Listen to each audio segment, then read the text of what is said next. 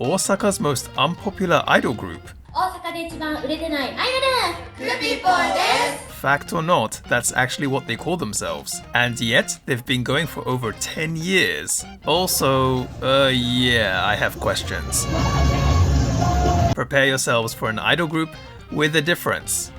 Perhaps the understatement of the year. In this episode of Otaku Files, we take a look at Kupipo. Most of us outside of Japan may not be aware of some of the more interesting personalities within the Japanese otaku landscape, so I thought I'd do a little video series and try to shed some light on these individuals. This is Otaku Files.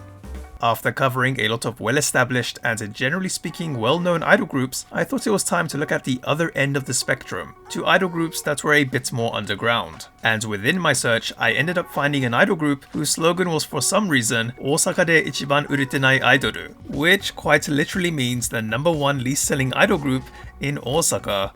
Might not want to use that in a marketing campaign, but upon further inspection, it turns out these supposedly unpopular idols had a story that was certainly worth telling. Meet Kupipo.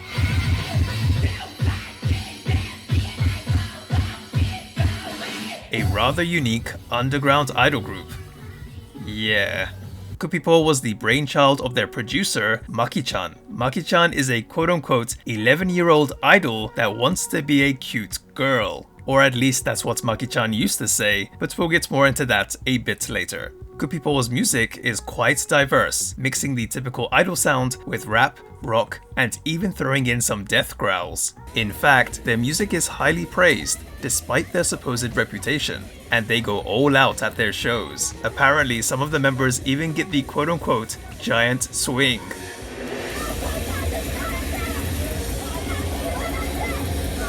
But Kupipo has gone through some tough times and had its fair share of member changes. Now, one could say this is attributed to Maki-chan, something Maki-chan has also spoken about.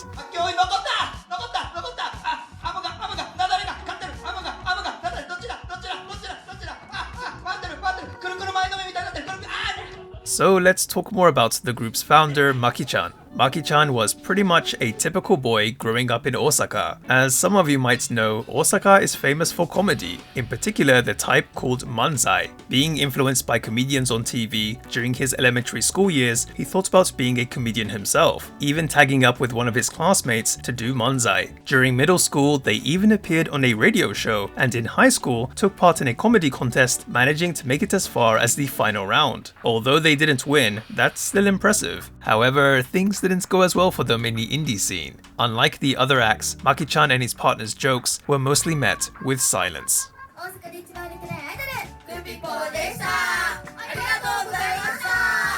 They would be told that even though what they thought up and had on paper was interesting, their performances were just severely lacking. Manzai isn't easy. It requires real skill, technique, and timing. The audience needs to be able to connect with the performance, and that was just something that Maki-chan and his manzai partner just couldn't accomplish. Around the time Maki-chan was in uni, there was something else he ended up being interested in: music. More specifically, the band scene, and ended up wanting to be in a band himself. So he tried to form one, with two of his friends that were girls, but he realized that the three of them didn't actually have the skills needed to form a band. At that time though, he and his friends were all into the legendary idol group Denpa Gumi Inc., and came up with the idea of them being an idol group instead. Apparently, Maki-chan also knew someone who could make music for them. Initially, Maki-chan wasn't thinking about dressing up as a girl, but also liked the idea of trying on a skirt, and thought if he could become an idol, then it would make for a pretty good excuse.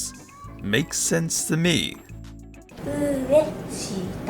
何回も言うけど何回も言うけど In any case, it seems initially Kupipo did garner some interest from the audience, but Maki-chan's presence made it kind of hard for them to keep any fans. Not soon after, the two members that were with Maki-chan ended up quitting. From there, Kupipo would go through a cycle of members that would join, but eventually quit. However, through all that, Maki-chan would also start to understand more about the idol business. Also, through an acquaintance who was a producer, Maki-chan would get to be a manager for an Osaka-based idol group known as Dai Dai Dai, from which he gained a lot more experience. With that being said, for their first 4 years, the number of people that would go and see Kupipo live was close to zero. Maki-chan decided to get help from his producer friend who would write songs for the group as well as give Maki-chan advice. In fact, it was his producer friend that came up with the idea of calling them Osaka de Ichiban Uretenai Aidoru, or the #1 least selling idol group in Osaka. Now, according to Maki-chan, the reason why Kupipo wasn't doing so well was that Maki-chan's presence was just too strong within the group.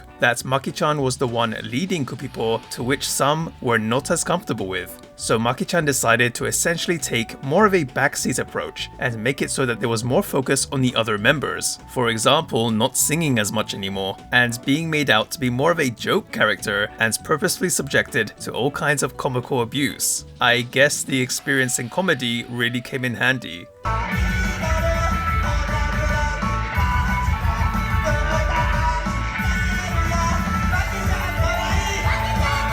A big turning point for the group though was in fact the pandemic. Kupipo were known for doing wacky things during their performances, for example swinging people around or getting the audience members to throw balls at Maki-chan.